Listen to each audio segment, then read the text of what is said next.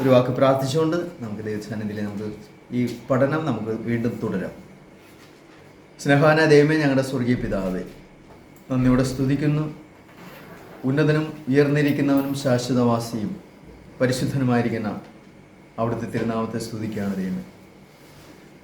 ഞങ്ങൾ പഠിക്കുന്ന ഈ പുസ്തകത്തിലെ ദൈവമേ, അങ്ങയുടെ ഔന്നത്യം എത്രമാത്രം വലുതാണ് ദൈവമേ. അവിടുന്ന് ഏതെല്ലാം മേഖലകളിൽ ഏതെല്ലാം വിധത്തിൽ കർത്താവേ അങ്ങയുടെ നാമം ഉയർത്തി കാണിച്ചിട്ടുണ്ട്. അതെല്ലാം ഞങ്ങൾക്കൊന്ന് പരിശോധിക്കുവാൻ ഞങ്ങൾക്ക് ലഭിച്ച ഈ അവസരത്തിനായിട്ട് നന്ദി ദൈവമേ. അതിലൂടെ ഞങ്ങളുടെ കണ്ണുകൾ തുറക്കപ്പെട്ട് ഞങ്ങളുടെ ഹൃദയങ്ങൾ തുറക്കപ്പെട്ട് കർത്താവേ അങ്ങയുടെ ഉന്നതി കാണുവാൻ ഞങ്ങളെ സഹായിക്കണമേ. അങ്ങനെ ഞങ്ങളെ അങ്ങയെ സ്നേഹിക്കുവാനും സേവിക്കുവാനും കൂടുതലായി അങ്ങേക്ക് പ്രയോജനമുള്ള ആ രൂപാന്തരപ്പെട്ട ജീവിതത്തിലൂടെ ഞങ്ങൾക്ക് കടന്നുപോകാൻ സഹായിക്കണമേ. എല്ലാം രക്ഷിതാവേ യേശുവിനെ ഞങ്ങൾ പ്രാർത്ഥിക്കുന്നു. കൃപ കേൾക്കണം പിതാവേ, ആമേൻ.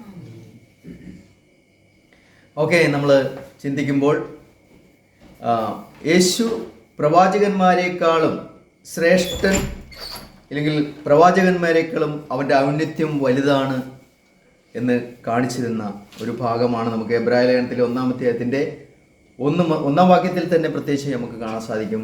ദൈവം പണ്ട് ഭാഗമായിട്ടും വിവിധമായിട്ടും പ്രവാചകന്മാർ മുഖാന്തരം പിതാക്കന്മാരോട് അരുളി ചെയ്തിട്ട് ഈ അന്ത്യകാലത്ത് പുത്രൻ മുഖാന്തരം നമ്മോട് അരുളി ചെയ്തിരിക്കുന്നു. അപ്പം പണ്ട് ദൈവം വിവിധമായിട്ടും പ്രവാചകന്മാർ മുഖാന്തരമൊക്കെ ദൈവം സംസാരിച്ചു. ദൈവമാണ് എല്ലാ കാലത്തും സംസാരിക്കുന്നത്. ദൈവം വിവിധ തരത്തിലാണ് സംസാരിച്ചിട്ടുള്ളത്. എങ്കിലും ഈ അന്ത്യകാലത്ത് എന്ന് പറഞ്ഞു കഴിഞ്ഞാൽ ബൈബിളിൽ 3 കാലങ്ങളാണുള്ളത്. 1 പിതാക്കന്മാരുടെ കാലം, 2 ന്യായപ്രമാണ കാലം, 3 അന്ത്യകാലം അല്ലെങ്കിൽ ക്രിസ്തീയ കാലം എന്ന് പറയുന്നു. അപ്പോൾ ഈ അന്ത്യകാലത്താണ് കർത്താവായ യേശു ക്രിസ്തുവിലൂടെ പുതിയ ഉടമ്പടി ദൈവം നൽകിയത്. അതുകൊണ്ട് നമ്മൾ ജീവിക്കുന്ന ഈ കാലം അന്ത്യകാലമാണ്. ഈ അന്ത്യകാലത്തിൻ്റെ ഉള്ളിലാണ് നമ്മളിന്ന് ആയിരിക്കുന്നത്. അപ്പോൾ ഈ അന്ത്യകാലത്ത് ദൈവം തൻ്റെ പുത്രൻ മുഖാന്തരം നമ്മോട് സംസാരിച്ചിരിക്കുന്നു എന്ന് നമുക്ക് കാണാൻ സാധിക്കുകയാണ്. കാരണം അതിനു മുമ്പെല്ലാം ദൈവം സംസാരിച്ചത് ഭാഗമായിട്ട് സംസാരിച്ചു, ഇല്ലെങ്കിൽ പ്രവാചകന്മാർ മുഖാന്തരം സംസാരിച്ചു എന്നൊക്കെ നമുക്ക് കാണാൻ സാധിക്കും. പക്ഷേ അവിടെയെല്ലാം സംസാരിക്കപ്പെടുമ്പോൾ 1 പത്രോസ് 1-ാം അധ്യായത്തിൻ്റെ 10 മുതൽ 12 വരെ വാക്യങ്ങൾ നമ്മൾ വായിക്കുമ്പോൾ നമുക്ക് കാണാൻ സാധിക്കും ആരാണ് വാസ്തവത്തിലെ അവിടെയെല്ലാം പ്രവാചകന്മാരിലും സംസാരിച്ചുകൊണ്ടിരുന്നത് ആരാണെന്ന് നമുക്കവിടെ കാണാൻ സാധിക്കുകയാണ്. അവിടെ 1 പത്രോസ് 1-ാം അധ്യായത്തിൻ്റെ 10-11 വാക്യങ്ങൾ നമ്മൾ വായിക്കുമ്പോൾ നമുക്കിങ്ങനെ കാണാൻ സാധിക്കും. നിങ്ങൾക്ക് വരുവാനിരിക്കുന്ന കൃപയെക്കുറിച്ച് പ്രവചിച്ച പ്രവാചകന്മാർ ഈ രക്ഷയെ ആരാഞ്ഞ് അന്വേഷിച്ചിരുന്നു. അവരിലുള്ള ക്രിസ്തുവിൻ ആത്മാവ് ക്രിസ്തുവിന് വരേണ്ടിയ കഷ്ടങ്ങളെയും പിൻവരുന്ന മഹിമയെയും മുൻകൂട്ടി സാക്ഷീകരിച്ചപ്പോൾ സൂചിപ്പിച്ച സമയം ഏതോ എങ്ങനെയുള്ളതോ എന്ന് പ്രവാചകന്മാർ ആരാഞ്ഞു നോക്കി. തങ്ങൾക്കായിട്ടല്ല നിങ്ങൾക്കായിട്ടത്രേ തങ്ങൾ ആ ശുശ്രൂഷ ചെയ്യുന്നു എന്നവർക്ക് വെളിപ്പെട്ടു. സ്വർഗത്തിൽ നയിച്ച പരിശുദ്ധാത്മാവിനാൽ നിങ്ങളോട് സുവിശേഷം അറിയിച്ചവർ അതിപ്പോൾ നിങ്ങളെ ഗ്രഹിപ്പിച്ചിരിക്കുന്നു. അതിലേക്ക് ദൈവദൂതന്മാരും കുനിഞ്ഞു നോക്കുവാൻ ആഗ്രഹിക്കുന്നു എന്ന് പറയും. അപ്പം ഇന്ന് ഗ്രഹിപ്പിച്ചിരിക്കുന്ന സുവിശേഷം എത്ര ശ്രേഷ്ഠമാണ് എന്ന് കാണാൻ സാധിക്കും. അതിലേക്ക് ദൈവദൂതന്മാർ പോലും കുനിഞ്ഞു നോക്കാൻ ആഗ്രഹിക്കുന്ന ഒന്നാണെന്ന് നമുക്കിവിടെ വായിക്കാൻ സാധിക്കുന്നു. മാത്രമല്ല മുമ്പ് പ്രവചിച്ച പ്രവാചകന്മാരിലെല്ലാം ക്രിസ്തുവിൽ അല്ലെങ്കിൽ കർത്താവായ യേശു ക്രിസ്തുവിൽ ആണ് അവർ സംസാരിച്ചത്, അല്ലെങ്കിൽ ക്രിസ്തുവിൻ്റെ ആത്മാവാണ് അവരിൽ ഉണ്ടായിരുന്നത്. അതേപോലെ തന്നെ ക്രിസ്തുവിന് വരേണ്ടിയ കഷ്ടങ്ങളെയും പിൻവരുന്ന മഹിമയുമെല്ലാം അവരെ അറിയിച്ചപ്പോൾ അത് സൂചിപ്പിച്ച സമയം എപ്പോഴാണ് എങ്ങനെയാണെന്നൊക്കെ അവർ ആരാഞ്ഞിരുന്നു. അവർക്കായിട്ടല്ല, ഇന്ന് ജീവിക്കുന്ന ഈ അന്ത്യകാലത്ത് ജീവിക്കുന്ന നമുക്കായിട്ടാണ് ആ കാര്യങ്ങൾ സംസാരിക്കപ്പെട്ടിരിക്കുന്നതെന്ന് വ്യക്തമായിട്ട് അവിടെ പറയുകയാണ്. അപ്പോൾ അതുകൊണ്ട് ക്രിസ്തുവിൻ്റെ ആത്മാവാണ് പ്രവാചകന്മാരിലും സംസാരിച്ചിരുന്നത്. അപ്പം പ്രവാചകന്മാരെക്കാളും ഉന്നതനാണ് ക്രിസ്തു എന്ന് നമുക്ക് വ്യക്തമായിട്ട് അവിടെയും സൂചിപ്പിക്കുകയാണ്. ഇവിടെ നമ്മൾ എബ്രായ ലേഖനം 1-ാം അധ്യായത്തിന് 1 മുതൽ 3 വരെ വാക്യങ്ങൾ നമ്മൾ വായിക്കുമ്പോൾ ദൈവം പണ്ട് ഭാഗമായിട്ടും വിവിധമായിട്ടും പ്രവാചകന്മാർ മുഖാന്തരം പിതാക്കന്മാരോട് അരുളി ചെയ്തിട്ട് ഈ അന്ത്യകാലത്ത് പുത്രൻ മുഖാന്തരം നമ്മോട് അരുളി ചെയ്തിരിക്കുന്നു. അവനെ താൻ സകലത്തിലും അവകാശിയാക്കി വെച്ചു. അവൻ മുഖാന്തരം ലോകത്തെയും ഉണ്ടാക്കി. അവൻ അവൻ്റെ തേജസ്സിൻ്റെ പ്രഭയും തത്വത്തിൻ്റെ മുദ്രയും സകലത്തെയും തൻ്റെ ശക്തിയുള്ള വചനത്താൽ വഹിക്കുന്നവനും ആകൊണ്ട് പാപങ്ങൾക്ക് പരിഹാരം ഉണ്ടാക്കിയ ശേഷം ഉയരത്തിൽ മഹിമയുടെ വലതുഭാഗത്തിരിക്കുകയും അവൻ ദൈവദൂതന്മാരെക്കാൾ വിശിഷ്ടമായ നാമത്തിനെ അവകാശിയായതിനൊത്തവണ്ണം അവരെക്കാൾ ശ്രേഷ്ഠനായി തീരുകയും ചെയ്തു എന്ന് പറയുമ്പോൾ 1 മുതൽ 4 വരെ വാക്യങ്ങളാണ് നമ്മൾ വായിച്ചത്. അപ്പോൾ യേശുവിൻ്റെ ദൈവികത്വം എത്രമാത്രം ശ്രേഷ്ഠമാണ് എന്ന് നമ്മൾ അവിടെ വായിക്കുമ്പോൾ യേശു ദൈവത്തിൻ്റെ പ്രതിമ എന്ന് നമുക്ക് കാണാൻ സാധിക്കും. ക്രിസ്തു ദൈവത്തിൻ്റെ പ്രതിമയാണ്.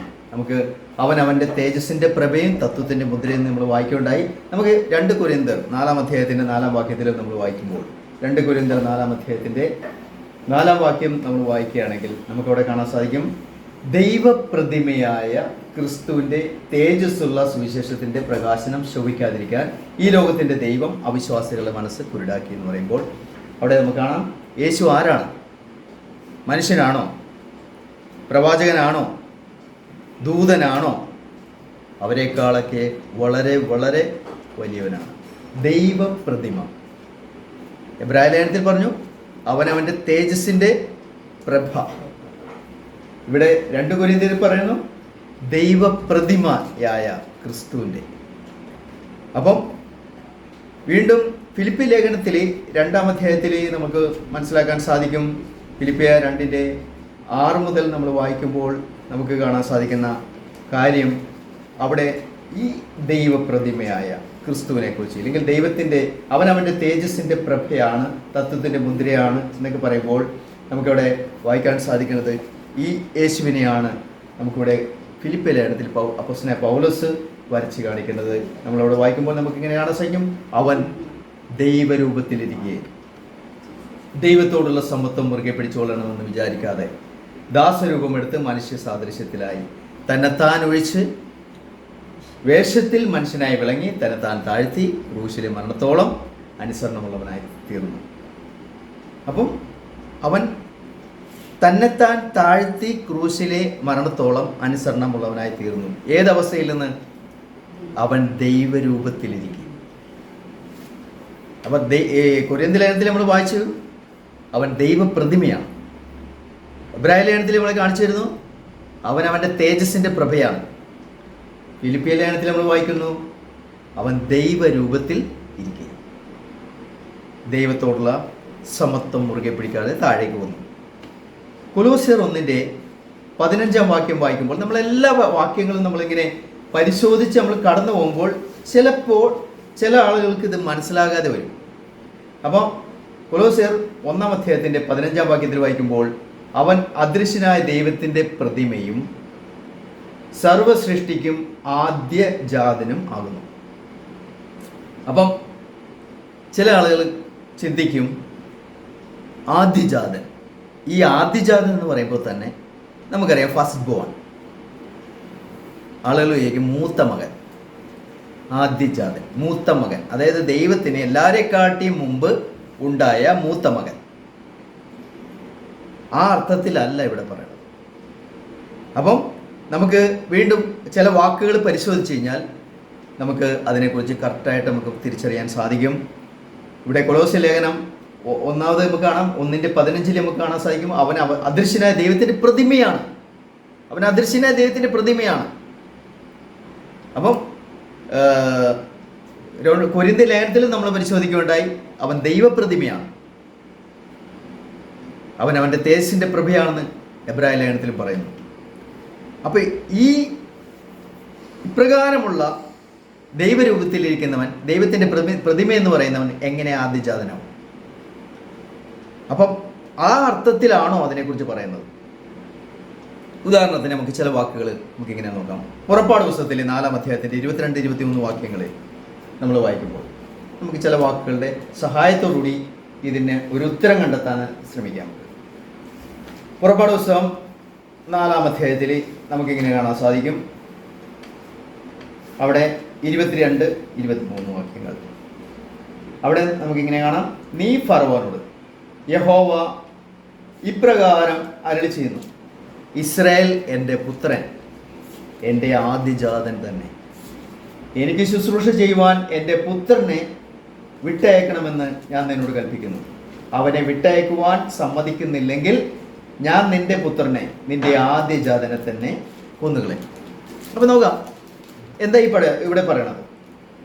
ആദ്യജാതൻ എന്നുള്ളൊരു വാക്കിനെ നമ്മൾ എടുക്കുകയാണെങ്കിൽ, ആ ആദ്യജാതൻ എന്നുള്ളൊരു വാക്ക് കേൾക്കുമ്പോൾ തന്നെ ദൈവത്തിൻ്റെ മൂത്ത പുത്രനാണ് എന്ന് പറയുമ്പോൾ, ദൈവത്തിൻ്റെ മൂത്ത പുത്രൻ അപ്പം ഇസ്രയേലാണോ? അതാരാണ്? അപ്പം ഇസ്രയേൽ എന്ന് പറയുമ്പോൾ ലക്ഷക്കണക്കിന് ജനമാണ്. 6,03,550 ഇല്ലെങ്കിൽ അത്രയും ജനം, പുരുഷാരം മാത്രം, സ്ത്രീകളും കുട്ടികളെയും കൂടാതെ ലക്ഷക്കണക്കിന് ജനമാണ് പുറത്തേക്ക് വന്നത്. ദൈവം അവരെ കൊണ്ടുവരുമ്പോൾ അത്രയും ജനത്തെക്കുറിച്ച് പറയുകയാണ്, ഇസ്രയേൽ എൻ്റെ പുത്രൻ, എൻ്റെ ആദ്യജാതൻ എന്ന് പറഞ്ഞത്. അപ്പം അതുകൊണ്ട് ആദ്യജാതൻ എന്ന് കേൾക്കുമ്പോൾ നമ്മൾ അർത്ഥം കൊടുക്കുന്നത്. ചിലർ പക്ഷേ ആ അർത്ഥം കൊടുത്തുകൊണ്ട് എന്ത് ചെയ്യുന്നു? യേശുവിനെ ദൈവത്തിൻ്റെ ആ സ്വർഗീയ പിതാവിനെ അല്ലെങ്കിൽ പരിശുദ്ധനായ ദൈവത്തിനേക്കാൾ താഴെയുള്ള ഒരു ദൈവസ്ഥാനമാണ് യേശുവിനെ ചിലർ കൊടുക്കുന്നത്. അങ്ങനെയല്ല. വീണ്ടും നമ്മൾ വായിക്കുമ്പോൾ നമുക്ക് അതിനെക്കുറിച്ച് ചില കാര്യങ്ങളും കൂടി നമുക്ക് പരിശോധിക്കാം. അപ്പം എക്സോഡസിൽ അല്ലെങ്കിൽ പുതിയ പുറപ്പാട് പുസ്തകത്തിൽ നമുക്ക് ഇങ്ങനെ വായിക്കാൻ സാധിക്കുകയാണ്. ഇവിടെ ഇസ്രയേലിനെ എന്തുകൊണ്ട് ആദ്യജാതൻ എന്ന് പറഞ്ഞു? അതൊരു പ്രഥമ സ്ഥാനത്തെ കാണിക്കുന്ന ഒരു വാക്കാണ്. പ്രഥമ സ്ഥാനമാണ്. അതുകൊണ്ട് ചില വാക്കുകളുടെ പരിശോധനയിലൂടെയും നമുക്ക് മനസ്സിലാക്കാൻ സാധിക്കും. ഒന്ന് കൊലോസ്യ ലേഖനം 1-ാം അധ്യായത്തിൻ്റെ 18-ാം വാക്യം കൂടി നമുക്ക് പരിശോധിച്ച് കഴിഞ്ഞാൽ നമുക്ക് കാണാൻ സാധിക്കും. കൊലോസ്യ 1:18 അവിടെ നമുക്ക് ഇങ്ങനെ വായിക്കാൻ സാധിക്കും. അവൻ സഭ എന്ന ശരീരത്തിൻ്റെ തലയുമാകുന്നു. സകലത്തിനും താൻ മുൻപനായിരിക്കേണ്ടതിനെ അവൻ ആരംഭവും മരിച്ചവരുടെ ഇടയിൽ നിന്ന് ആദ്യനായി എഴുന്നേറ്റവനുമാവുന്നു. അപ്പം ആദ്യജാതൻ എന്നൊക്കെ പറയുമ്പോൾ നമുക്ക് ചില കാര്യങ്ങൾ ചില ഭാഗത്ത് അക്ഷരാർത്ഥത്തിൽ അങ്ങനെ തന്നെയല്ല എടുക്കേണ്ടത്. അതിൻ്റെ അർത്ഥം വ്യത്യാസമുണ്ട്. ഇപ്പം മരിച്ചവരുടെ ഇടയിൽ നിന്ന് ആദ്യനായി എഴുന്നേറ്റവൻ എന്ന് പറയും. ചിന്തിച്ചു നോക്കിയ, മരിച്ചവരുടെ ഇടയിൽ നിന്ന് ആദ്യനായി എഴുന്നേറ്റത് യേശുവാണോ? പക്ഷേ യേശുവിന് മുമ്പ് ആരെങ്കിലും ഉയർത്തെഴുന്നേറ്റിട്ടുണ്ടോ? ഉണ്ടോ? യേശുവിന് മുമ്പ് ഉയർത്തെഴുന്നേറ്റിട്ടുണ്ടോ? ഇല്ലേ? ഉണ്ടല്ലോ. യേശുവിന് മുമ്പ് എത്രയോ പേര് ഉയർത്തെഴുന്നേറ്റിട്ടുണ്ട്. അപ്പം നമുക്ക് യേശുവിന് മുമ്പ് ഉയർത്തെഴുന്നേറ്റ ആളുകളെ കുറിച്ച് നമുക്ക് നോക്കാം. 2 രാജാക്കന്മാർ 13:21 വാക്യം നമുക്ക് വായിച്ചു. 2 രാജാക്കന്മാർ 13:21.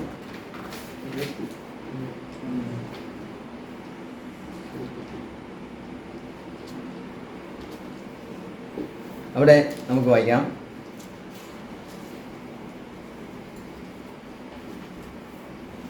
ചിലർ ഒരു മനുഷ്യനെ അടക്കം ചെയ്യുമ്പോൾ ഒരു പടക്കൂട്ടത്തെ കണ്ടിട്ട് അയാളെ ഏലീശയുടെ കല്ലറയിലിട്ടു.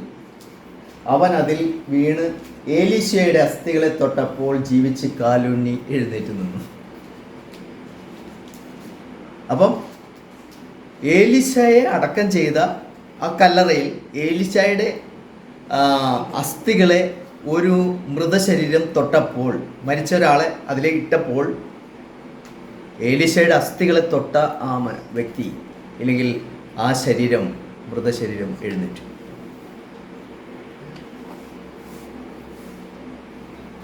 പിന്നെ നമുക്ക് കാണാൻ സാധിക്കും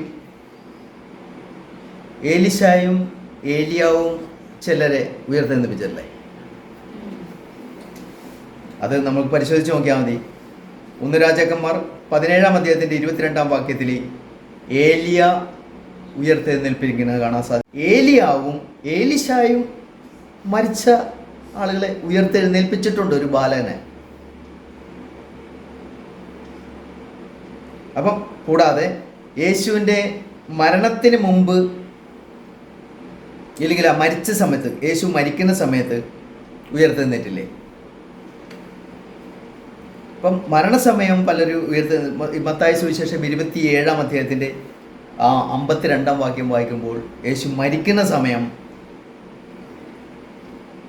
യേശു ഉയർത്തെഴുന്നേറ്റിട്ടില്ല അന്നേരം, മരിക്കുന്ന സമയം 27-ാം വാക്യത്തിൽ 27-ാം അധ്യായത്തിൻ്റെ 52-ാം വാക്യം മത്തായി സുവിശേഷത്തിൽ നമ്മൾ വായിക്കുമ്പോൾ നമുക്കവിടെ മനസ്സിലാക്കാനായിട്ട് സാധിക്കും.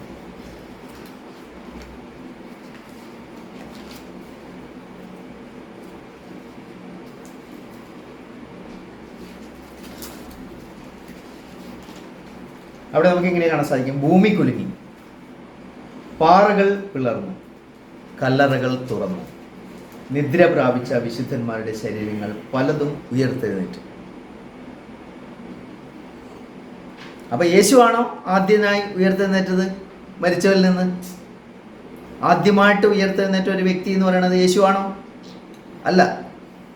യേശുവിന് മുമ്പ് ഒരുപാട് ആൾക്കാർ ഉയർത്തെഴുന്നേറ്റ ചരിത്രം എഴുതി വെച്ചിട്ടുണ്ട്. അപ്പം അതുകൊണ്ട് ആദ്യജാതൻ എന്ന് കേൾക്കുമ്പോൾ, ആദ്യജാതൻ എന്ന് പറയുമ്പോൾ ഇസ്രായേൽ അതിനേക്കാൾ മുമ്പ് എഴുതി വെച്ചേക്കാണ്. ഇസ്രായേൽ എൻ്റെ ആദ്യജാതൻ, എൻ്റെ പുത്രൻ എന്നൊക്കെ പറയും. അപ്പം അതുകൊണ്ട് ആദ്യജാതൻ എന്നോ അല്ലെങ്കിൽ ഫസ്റ്റ് ബോൺ എന്നൊക്കെ കേൾക്കുമ്പോൾ നമ്മൾ ആ അർത്ഥത്തിലല്ല എടുക്കേണ്ടത്. അതൊരു പ്രഥമ സ്ഥാനത്തെക്കുറിച്ച് കാണിക്കുകയാണ്. അതുപോലെ തന്നെ ആദ്യനായി എഴുന്നേറ്റവൻ എന്ന് പറയുമ്പോൾ അതും എന്തിനാ? അതൊരു പ്രഥമ സ്ഥാനത്തെ കാണിക്കുകയാണ്. ഇതിൻ്റെ ശേഷം നമ്മൾ പിന്നീട് ഇനി മുന്നോട്ട് പോകുമ്പോൾ അതിനെക്കുറിച്ച് കൂടുതലായിട്ട് നമ്മൾ അതിനെക്കുറിച്ച് വിശദീകരിക്കും.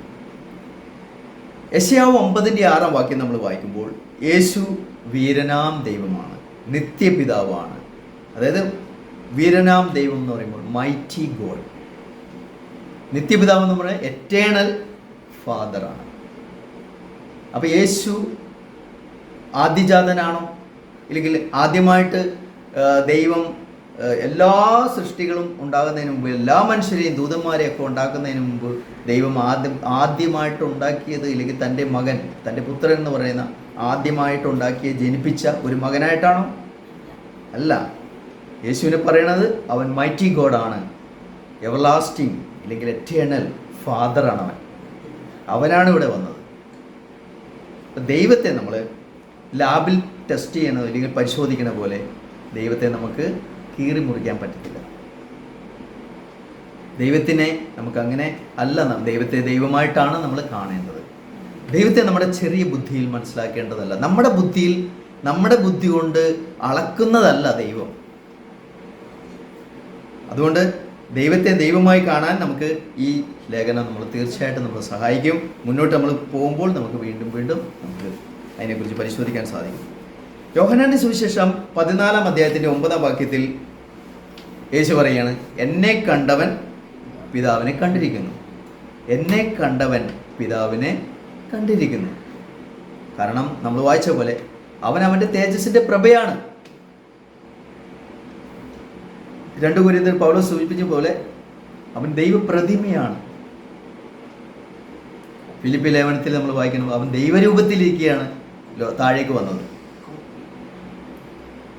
വെളിപ്പാട് പുസ്തകം 1-ാം നമ്മൾ വായിക്കുമ്പോൾ യേശു തന്നെ പറയാണ്, ഞാൻ ആദ്യനും അന്ത്യനുമാണ്. ഞാൻ ആദ്യനും അന്ത്യനുമാണ് യേശു പറയുന്നത്. എബ്രായ ലേഖനത്തിൽ തന്നെ നമ്മൾ ആ പഠനത്തിൽ നമ്മൾ വായിക്കുമ്പോൾ 13:8 നമുക്ക് വായിക്കാൻ സാധിക്കും, യേശു ക്രിസ്തു ഇന്നലെയും ഇന്നും എന്നേക്കും അനന്യൻ തന്നെ. യേശു ക്രിസ്തു ഇന്നലെയും ഇന്നും എന്നേക്കും. അപ്പോൾ അതുകൊണ്ട് അവൻ, അതായത് യേശു അവൻ്റെ അല്ലെങ്കിൽ പിതാവായ ദൈവത്തിൻ്റെ തേജസ്സിൻ്റെ പ്രഭയാണ്, തത്വത്തിൻ്റെ മുദ്രയാണ് എന്നാണ് എബ്രായ ലേഖനത്തിൽ നമുക്കിവിടെ ആദ്യം തന്നെ നമുക്ക് വായിക്കാനായിട്ട് സാധിക്കുന്നത്.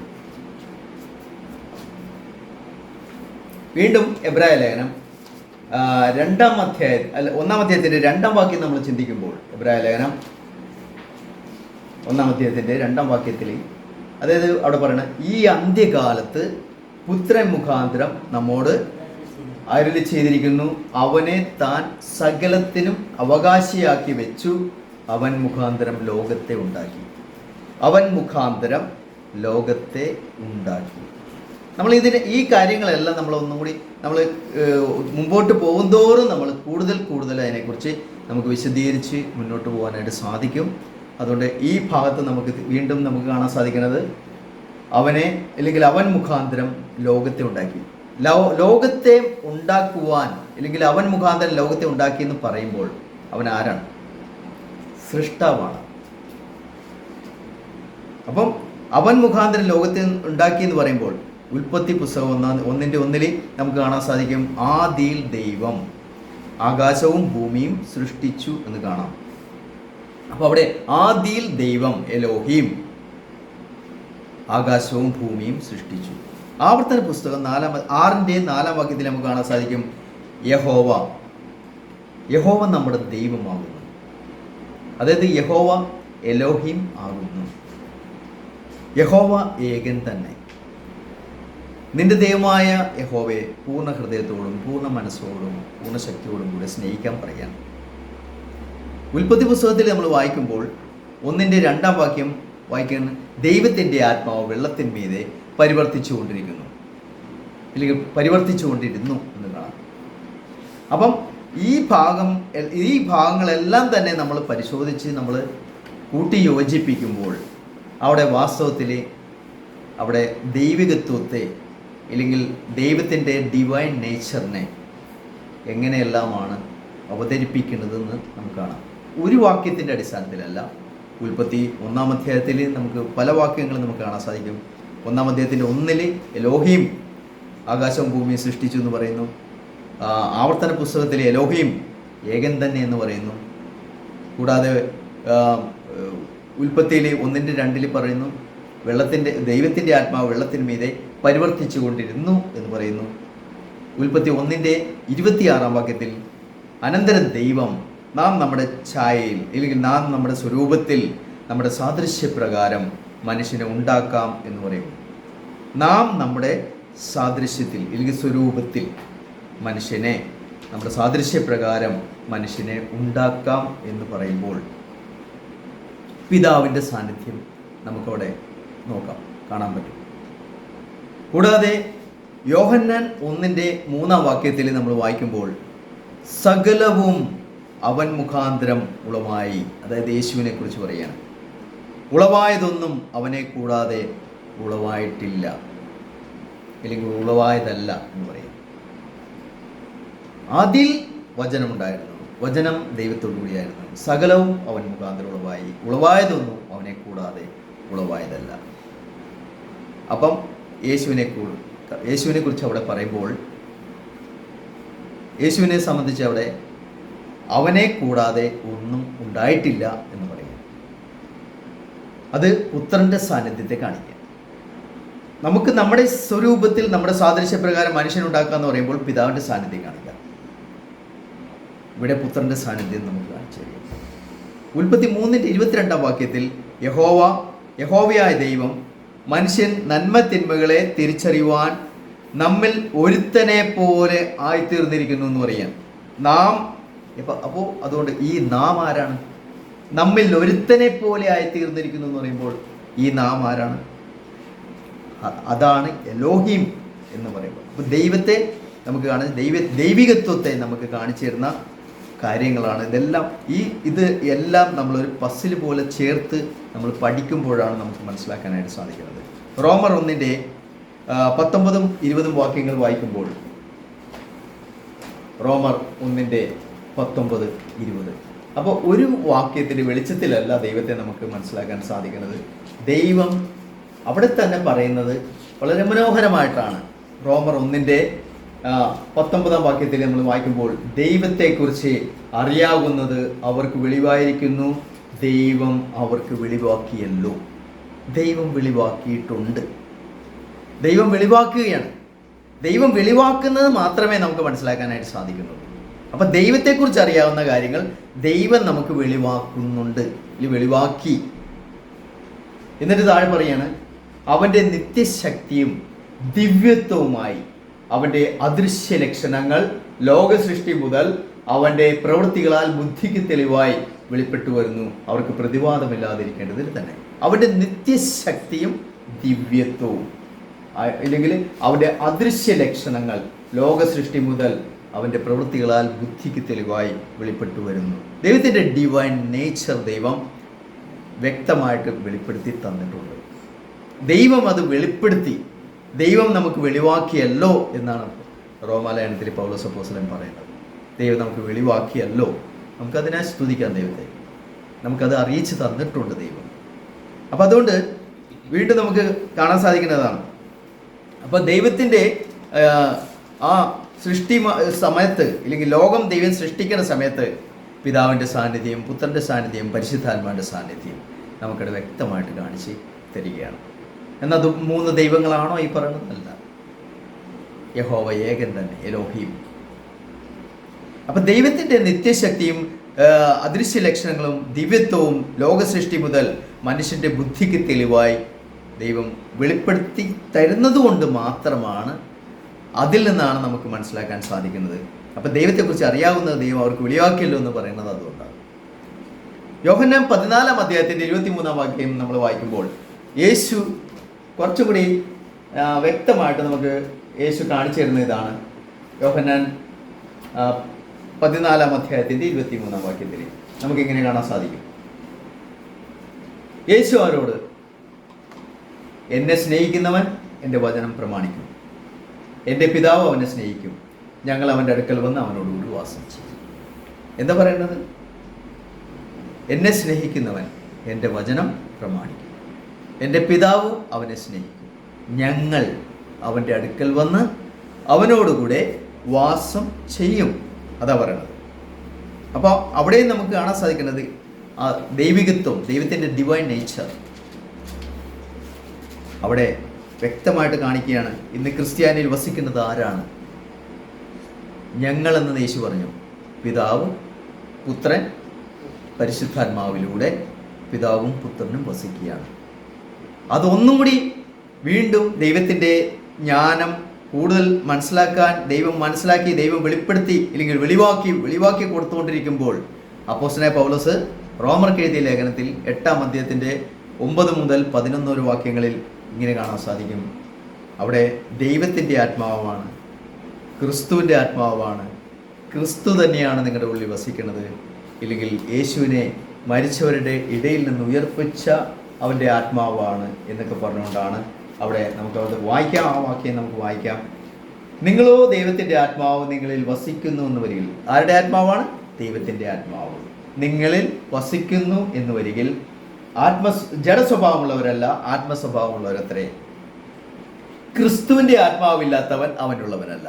അപ്പോൾ വീണ്ടും ദൈവത്തിൻ്റെ ആത്മാവ് എന്ന് പറഞ്ഞു, അതേ വാക്യത്തിൽ തന്നെ പറയാണ് ക്രിസ്തുവിൻ്റെ ആത്മാവ്. അപ്പം ദൈവത്തിൻ്റെ ആത്മാവാണ്, അതേസമയം ക്രിസ്തുവിൻ്റെ ആത്മാവാണ്. വീണ്ടും പറയാണ് 10-ാം വാക്യത്തിൽ, ക്രിസ്തു നിങ്ങളിൽ ഉണ്ടെങ്കിലോ. അപ്പോൾ ആര് തന്നെയാണ് വസിക്കുന്നത്? ക്രിസ്തു തന്നെയാണ് വസിക്കുന്നത്. വീണ്ടും നമുക്ക് കാണാൻ സാധിക്കും, ശരീരം പാപനിമിത്തം മരിക്കേണ്ടതെങ്കിലും ആത്മാവ് നീതി നിമിത്തം ജീവനാവുന്നു എന്ന് പറഞ്ഞിട്ട് പറയാണ് യേശുവിനെ 11-ാം വാക്യത്തിൽ യേശുവിനെ മരിച്ചവരിൽ നിന്ന് ഉയർപ്പിച്ചവൻ്റെ ആത്മാവ്. അപ്പോൾ ആരുടെ ആത്മാവാണ്? പിതാവിൻ്റെ ആത്മാവ്. അപ്പോൾ ഈ 2-3 വാക്യങ്ങളിൽ തന്നെ വ്യക്തമായിട്ട് പറയുകയാണ് ദൈവത്തിൻ്റെ ആത്മാവാണ്, ക്രിസ്തുവിൻ്റെ ആത്മാവാണെന്ന് പറഞ്ഞു. അത് ക്രിസ്തു തന്നെയാണ് നിങ്ങളുടെ ഉള്ളിൽ വസിക്കണമെന്ന് പറഞ്ഞു. യേശുവിനെ മരിച്ചവരിൽ നിന്ന് ഉയർപ്പിച്ചവൻ്റെ ആത്മാവാണെന്ന് പറയും. അപ്പോൾ യേശു പറഞ്ഞ കറക്റ്റല്ലേ? ഞങ്ങൾ അവൻ്റെ അടുക്കൽ വന്ന് അവനോടുകൂടി വാസം ചെയ്യും. എന്നെ സ്നേഹിക്കുന്നവൻ എൻ്റെ വചനം പ്രമാണിക്കും, എൻ്റെ പിതാവ് അവനെ സ്നേഹിക്കും, ഞങ്ങൾ അവൻ്റെ അടുക്കൽ വന്ന് അവനോടുകൂടി വാസം ചെയ്യും. ദൈവത്തിന് പ്രസാദമുള്ള മനുഷ്യരുടെ ഉള്ളിൽ ദൈവം വന്ന് വസിക്കുന്നു. അതിനാണ് യേശു പറഞ്ഞത് ഞങ്ങൾ അവൻ്റെ അടുക്കൽ വന്ന് അവനോടുകൂടി വാസം ചെയ്യും. ദൈവത്തിൻ്റെ, അതായത് 100% ദൈവം, പിതാവും പുത്രനും പരിശുദ്ധാത്മാവിലൂടെ 100%, 100% ദൈവം. ഒരിക്കൽ സമാഗമന കൂടാരത്തിൻ്റെ അതിവിശുദ്ധ സ്ഥലത്ത് തേജസ്സോടുകൂടി അവിടെ ആ നിയമപ്പെട്ടകത്തിൽ, അവിടെ അതിവിശുദ്ധ സ്ഥലത്ത് ആ കർട്ടൻ്റെ പുറകിൽ ഒരിക്കലും മനുഷ്യർക്ക് ആർക്കും കടന്നു ചെല്ലാൻ പറ്റാത്ത ഒരു സ്ഥലത്ത് വസിച്ച അതേ 100% ദൈവം തൻ്റെ പുത്രൻ്റെ രക്തം കൊണ്ട് കഴുകിയ, പാപങ്ങളെ കഴുകി ശുദ്ധീകരിച്ച ഒരു ക്രിസ്ത്യാനിയുടെ ഉള്ളിൽ അവനെയാണെന്ന് ദൈവം തൻ്റെ മന്ദിരമാക്കി മാറ്റുന്നത്. അവൻ്റെ ഉള്ളിലാണ് ദൈവം വസിക്കാനായിട്ട് വരുന്നത് എന്ന് വ്യക്തമായിട്ട് അവിടെ കാണിച്ചിരിക്കുകയാണ്. അപ്പം എബ്രായ ലേഖനം 1-ാം അധ്യായത്തിൻ്റെ 10-12 വാക്യങ്ങൾ നമുക്ക് വായിക്കാം.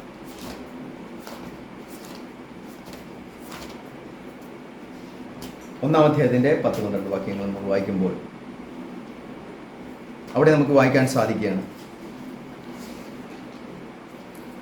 അവൻ മുഖാന്തരം ലോകത്തെ ഉണ്ടാക്കിയെന്ന് പറഞ്ഞിട്ട്, ലോകത്തെ ഉണ്ടാക്കുമ്പോൾ നമുക്ക് കാണാം ആരുടെയെല്ലാം സാന്നിധ്യമാണ് ഉണ്ടായിരുന്നതെന്ന് നമ്മൾ കണ്ടു. പിതാവിൻ്റെ സാന്നിധ്യം കാണിച്ചു, പുത്രൻ്റെ സാന്നിധ്യം കാണിച്ചു, പരിശുദ്ധാത്മാവിൻ്റെ സാന്നിധ്യം കാണിച്ചു. ഇവിടെ 3-ാം വാക്യത്തിൽ നമ്മൾ കണ്ടു, ഇല്ലെങ്കിൽ 2-ാം വാക്യത്തിലും കണ്ടു, അവൻ മുഖാന്തരം ലോകത്തെയും ഉണ്ടാക്കി.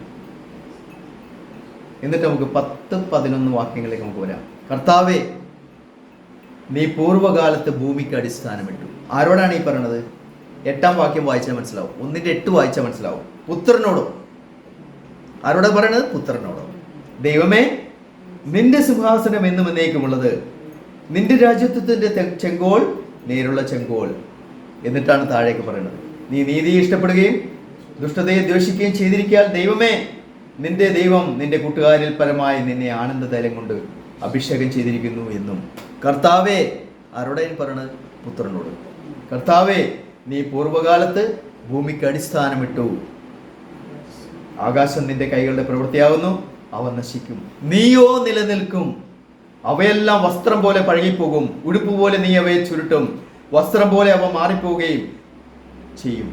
നീയോ അനന്യൻ, നിന്റെ സംവത്സരങ്ങൾ അവസാനിക്കയില്ല എന്ന് പറയും. കേവലം ഒരു ആദ്യജാതൻ എന്ന് പറഞ്ഞുകൊണ്ട് ഒരു കൊച്ചു ദൈവമാക്കണമല്ല യേശുവിനെ. യേശുവിൻ്റെ മഹിമ, അവൻ്റെ ഔന്നത്യം, അവൻ്റെ എത്രമാത്രം അവൻ ശ്രേഷ്ഠനാണെന്ന് തെളിയിച്ച് നമുക്ക് കാണിച്ചിരിക്കുകയാണ് യേശുവിനെ കുറിച്ച് ഇവിടെ. അപ്പം അവൻ സൃഷ്ടിച്ചവൻ മാത്രമല്ല, 1-ാം അധ്യായത്തിന് 3-ാം വാക്യത്തിൽ നമുക്ക് കാണാം, അവൻ സൃഷ്ടിച്ചവൻ മാത്രമല്ല, അവൻ അവൻ്റെ തേജസ്സിന്റെ പ്രഭയും തത്വത്തിന്റെ മുദ്രയും സകലത്തെയും തൻ്റെ ശക്തിയുള്ള വചനത്താൽ വഹിക്കുന്നവൻ ആകൊണ്ട്, ഇല്ലെങ്കിൽ വഹിക്കുന്നവനും ആകൊണ്ട് പാപങ്ങൾക്ക് പരിഹാരം ഉണ്ടാക്കിയ ശേഷം ഉയരത്തിൽ മഹിമയുടെ വലതുഭാഗത്തിരിക്കുകയും. വീണ്ടും നമുക്ക് കാണാം, അവൻ സൃഷ്ടിച്ചവൻ മാത്രമല്ല, അവൻ ഭൂമിക്ക് അടിസ്ഥാനമിട്ടു നമ്മൾ വായിച്ചു. അവൻ വീണ്ടും അവൻ തൻ്റെ ശക്തിയുള്ള വചനത്താൽ വഹിക്കുകയും ചെയ്യുന്നു. അവൻ നമുക്ക് മറ്റു വേദഭാഗങ്ങളിലെല്ലാം നമുക്ക് വായിക്കാൻ സാധിക്കും, അവൻ തൻ്റെ ശ്വാസത്താൽ, അവൻ നിശ്വസിച്ചുകൊണ്ട് നക്ഷത്രങ്ങളെയും പ്രപഞ്ചഗോളങ്ങളെയും ഒക്കെ ഉണ്ടാക്കിയവനാണ്.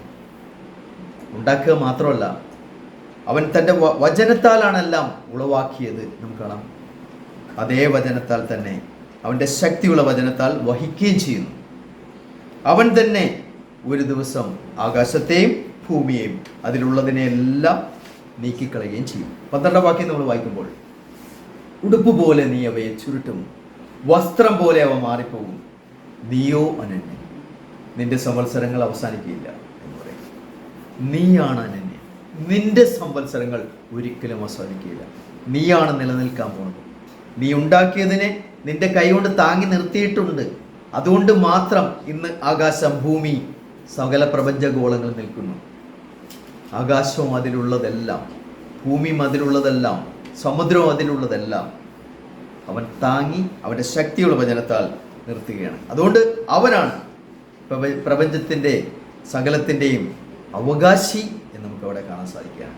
അവിടെ വീണ്ടും നമുക്ക് കാണാം, അതായത് അവൻ അവൻ്റെ തേജസ്സിന്റെ പ്രഭയും തത്വത്തിൻ്റെ മുദ്രയും സകലത്തെയും തൻ്റെ ശക്തിയുള്ള വചനത്താൽ വഹിക്കുന്നവനുമാകൊണ്ട് പാപങ്ങൾക്ക് പരിഹാരം ഉണ്ടാക്കിയ ശേഷം ഉയരത്തിൽ മഹിമയുടെ വലതുഭാഗത്തിരിക്കുകയും അവൻ ദൈവദൂതന്മാരെക്കാൾ വിശിഷ്ടമായ നാമത്തിന് അവകാശിയായതിന്, അവൻ തന്നെയാണ് അവകാശി, സകലത്തിനും അവകാശി അവനാണ്. അതുകൊണ്ട് വ്യക്തമായിട്ടും കാണാൻ സാധിക്കും. ഭൂമിയിലെ ഭരണാധിപന്മാരും രാജാക്കന്മാരും ഒക്കെ പറയും, ഞങ്ങളാണ് രാജാക്കന്മാർ, ഞങ്ങളുടെ രാജ്യമാണ്. അമേരിക്ക, ബ്രിട്ടൻ, ഇല്ലെങ്കിൽ പാകിസ്ഥാനും ഇന്ത്യയും ചൈനയും ഒക്കെ പറയും, ഇത് ഞങ്ങളുടെ രാജ്യമാണ്, ഞങ്ങളാണ് ഇതിൻ്റെ ഭരണാധിപന്മാർ. ചിന്തിച്ചോക്കുക, വാസ്തവത്തിൽ ആരാണ് ഇതിൻ്റെ അവകാശി? യഥാർത്ഥത്തിൽ ആരാണ് അവകാശി? ദൈവപ്രതിമയായ ക്രിസ്തുവിൻ്റെ തേജസ്സുള്ള സുവിശേഷത്തിൻ്റെ പ്രകാശനം ശോഭിക്കാതിരിക്കുവാൻ ഈ ലോകത്തിൻ്റെ ദൈവം, അതായത് സാത്താൻ, അവിശ്വാസികളുടെ മനസ്സ് കുരുടാക്കി വെച്ചിട്ടുള്ളത് കൊണ്ട് അവർക്ക് ആർക്കും യഥാർത്ഥ പ്രപഞ്ചത്തിൻ്റെ അവകാശിയെ, യഥാർത്ഥത്തിൽ പ്രപഞ്ചത്തിൻ്റെ അവകാശിയെ അവർക്ക് കാണാൻ പറ്റുന്നില്ല. ക്രിസ്തുവിൻ്റെ തേജസ്സിൻ്റെ സുവിശേഷം മനസ്സിലാക്കാത്തവർക്ക്. നമുക്ക് 2 കൊരിന്ത്യർ 4:4 അതാ പറയുന്നത്, ദൈവപ്രതിമയായ ക്രിസ്തുവിൻ്റെ തേജസ്സുള്ള സുവിശേഷത്തിൻ്റെ പ്രകാശനം ശോഭിക്കാതിരിപ്പാൻ ഈ ലോകത്തിൻ്റെ ദൈവം പിശാച് അവിശ്വാസികളുടെ മനസ്സ് കുരുടാക്കി. അവരുടെ മനസ്സ് കുരുടായിരിക്കുന്നതുകൊണ്ടാണ് യഥാർത്ഥത്തിൽ ആരെ അവർക്ക് കാണാൻ പറ്റാതെ പോകുന്നത്. യഥാർത്ഥത്തിൽ ഇതിൻ്റെ ഉടയനാഥനെ, ഇതിനെ താങ്ങി നിർത്തുന്നത് ആരാണെന്ന് കാണാൻ കഴിയാതെ പോകുന്നത്. സൃഷ്ടിച്ചവൻ മാത്രമല്ല, ഇതിനെ താങ്ങി നിർത്തിക്കൊണ്ടിരിക്കുകയാണ് അവൻ കൈയെടുത്താൽ തീരും എല്ലാം. അപ്പം അതുകൊണ്ട് രാജാവിനെ തിരിച്ചറിയാൻ കഴിയുന്നില്ല എന്നുള്ളതാണ് ഇന്ന് ലോകത്തിന് വരുന്ന ഏറ്റവും വലിയ പരാജയം. അവൻ തൻ്റെ ശക്തിയുള്ള വചനത്താൽ വഹിക്കുന്നതുകൊണ്ട് ഇതെല്ലാം നിലനിൽക്കുന്നു. അവൻ ഒരു ദിവസം തൻ്റെ കൈമാറ്റും. ആ കൈ പിൻവലിച്ചാൽ സകലവും തകിടം മറിയും. അതും മറഞ്ഞു പോകും, മാഞ്ഞു പോകും, വസ്ത്രം പോലെ പഴകിപ്പോകുന്നതാണ്. ഉടുപ്പ് പോലെ അവൻ അതിനെ ചുരുട്ടും എന്ന് പറയുകയാണ്. അപ്പം അതുകൊണ്ട് നിലനിൽക്കാൻ പോകുന്നത് അനന്യനായ ദൈവം. അവൻ മാത്രമാണ് നിലനിൽക്കാൻ പോകുന്നത്. അവസാനിക്കാത്തത് അവൻ്റെ സംവത്സരമാണ്. ബാക്കിയുള്ളതെല്ലാം പോകും. അവൻ മാറ്റിയാൽ മാറിപ്പോകുന്നതാണ് സർവ്വരാജാക്കന്മാരും. അവൻ മാറാൻ പറഞ്ഞാൽ മാറും, വരാൻ പറഞ്ഞാൽ വരും.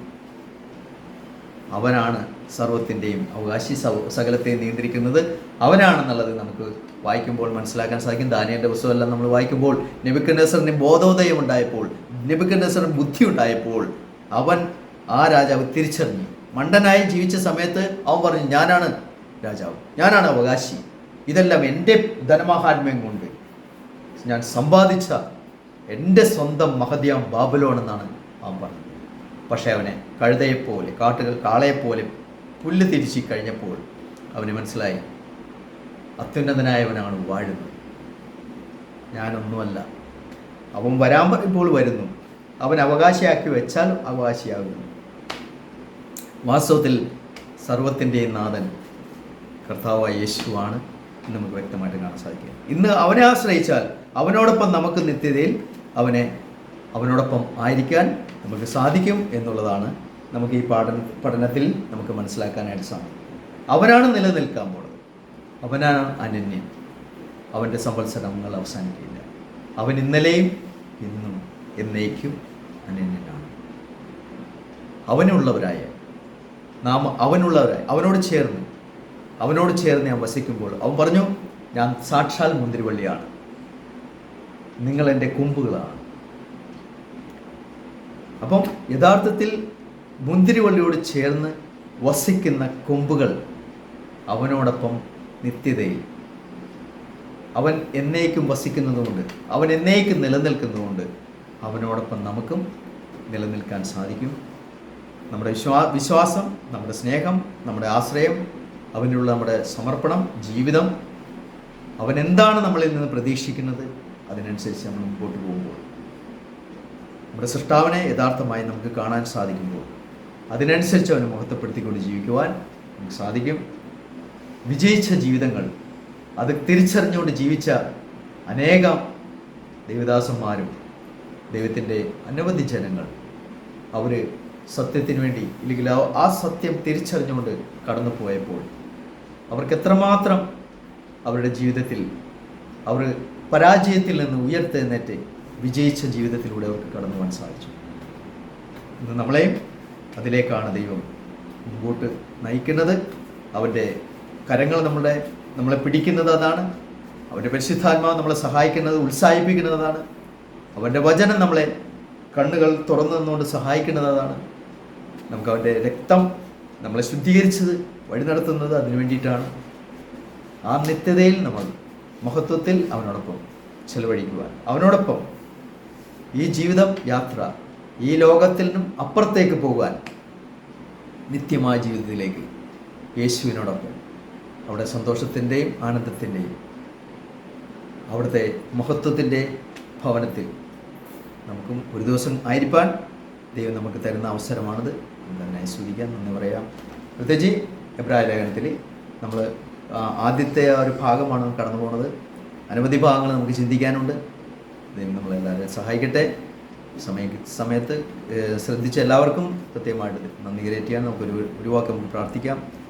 സ്വർഗീയ പിതാവേ, പരിശുദ്ധനായ ദൈവമേ, അങ്ങയുടെ അതുല്യമായ അവസ്ഥയെ കർത്താവേ ഞങ്ങൾക്ക് ചിന്തിക്കുവാൻ, ദൈവമേ, ഈ പഠനത്തിലൂടെ തുടർന്നും ഞങ്ങൾക്ക് കൂടുതലായിട്ട് അങ്ങേ അനുഭവിച്ചറിയുവാൻ, അങ്ങേ ആരാഞ്ഞറിയുവാൻ കർത്താവേ, ദൈവത്തിൻ്റെ വചനത്തിൻ്റെ അങ്ങ് വെളിവാക്കിയതായ അങ്ങ് ഓരോ ദൈവ പ്രവാചകന്മാരിലൂടെയും അപ്പോസ്തലന്മാരിലൂടെയും പുതിയ നിയമ എഴുത്തിലൂടെയും ഒക്കെ ദൈവമേ അങ്ങ് വെളിവാക്കി തന്നിരുന്ന ആ കാര്യങ്ങളെ തിരിച്ചറിയുവാൻ ഞങ്ങൾക്ക് കർത്താവേ അവിടുന്ന് കൃപ തരണമെന്ന് പ്രാർത്ഥിക്കുകയാണ്. ഈ സമയത്തിനായിട്ട് നന്ദിയോടെ സ്തുതിക്കുന്നു.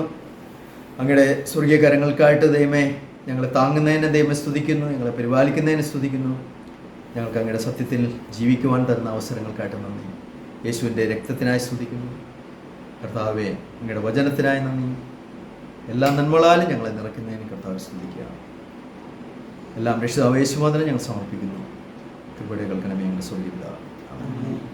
Okay, thank you. അടുത്ത പ്രാവശ്യം നമുക്ക് അതിനെക്കുറിച്ച് വീണ്ടും ചിന്തിക്കാം. Thank you.